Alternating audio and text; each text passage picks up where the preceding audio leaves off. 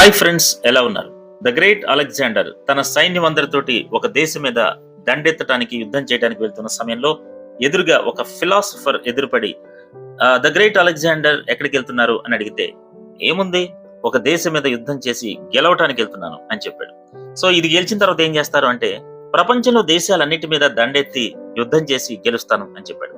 ప్రపంచాన్ని జయించిన తర్వాత ఆ తర్వాత ఏం చేస్తారు అలెగ్జాండర్ అని అడిగితే, ఏముంది, హ్యాపీగా ఆనందంగా సంతోషంగా ఉంటాను అని చెప్పాడు.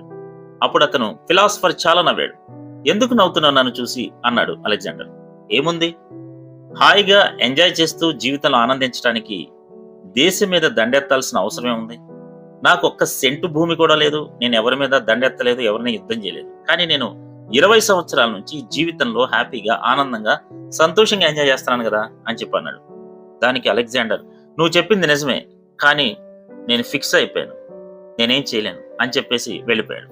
కానీ అలెగ్జాండర్ డెత్ బెడ్ మీద ఉన్నప్పుడు, మరణ పడక మీద ఉన్నప్పుడు, మరణించే సమయంలో అతన్ని పిలిచి, నువ్వు చెప్పింది నిజమే, నా జీవితం వేస్ట్ అయిపోయింది అని చెప్పన్నాడు ఫ్రెండ్స్. కాబట్టి ఏదో చేసిన తర్వాత సంతోషంగా ఎంజాయ్గా ఉంటాను, ఆ కోరిక తీరిన తర్వాత ఆనందంగా ఉంటానని చెప్పి ఆనందాన్ని వాయిదా వేయకండి.